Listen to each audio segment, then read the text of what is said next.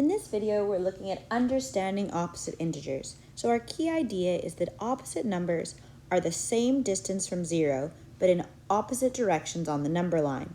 So our first example says graph -4 on the number line. So I'll do that right now. -4 is right here.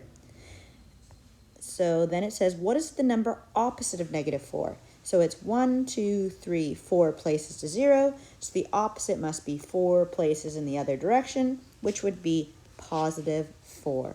So our answer, no, the opposite of -4 is +4. And here's two more quick examples. What is the opposite of +14? That would be -14.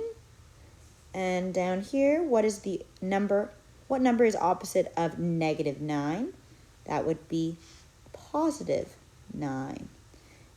What number is the opposite of -9? Well, that's a little tricky. The opposite of -9 is +9. So the opposite of that would again be -9. Hope that helps. Good luck with this section.